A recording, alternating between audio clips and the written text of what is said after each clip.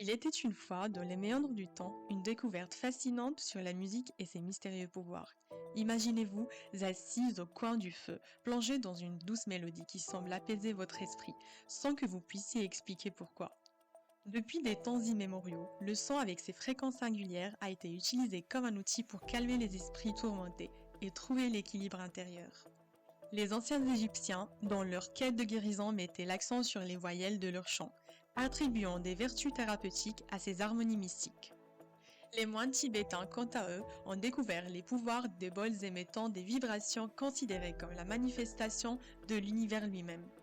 Et même si aucune étude scientifique ne peut actuellement prouver ces effets, des millions de personnes s'endorment chaque nuit en écoutant ces fréquences. Mais qu'est-ce qu'une fréquence sacrée?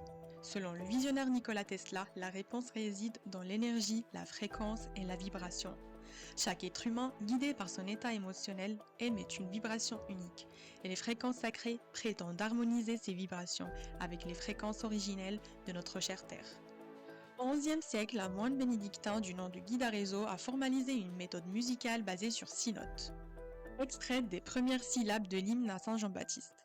Ce solfège sacré, perdu dans les méandres de l'histoire jusqu'aux années 1960, a été ravivé par le physicien Joseph Puleo, s'appuyant sur l'étude des nombres de Pythagore et de la Bible. Il a révélé 9 fréquences sacrées, associées à des effets sur le corps et l'esprit humain.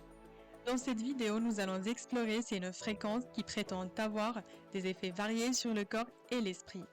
À 174 Hz, on prétend qu'elle induit un sentiment de sécurité et réduit la douleur physique. À 285 Hz, on prétend qu'elle revitalise les organes et favorise la régénération des tissus. À 396, on prétend qu'elle libère de la culpabilité et de la peur.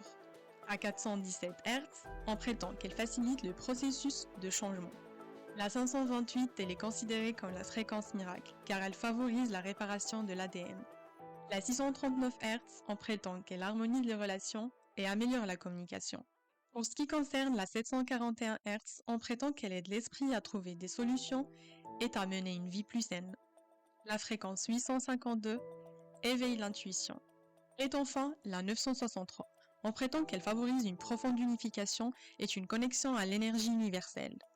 Elles sont prétendument conçues pour apporter des bénéfices allant au-delà de la simple expérience musicale agréable. Cependant, il est essentiel de noter que nous exprimons cela au conditionnel, car aucune preuve scientifique n'a encore étayé ces allégations. Imaginez-vous vous plongeant dans ces fréquences sacrées avant de vous endormir, ressentant un apaisement mystique qui facilite votre sommeil. Des témoignages empiriques rapportent que les auditeurs de chants grégoriens présentent une tension artérielle et une pression sanguine plus basse pendant leur performance. Et certains moins grégoriens semblent nécessiter étonnamment peu de sommeil.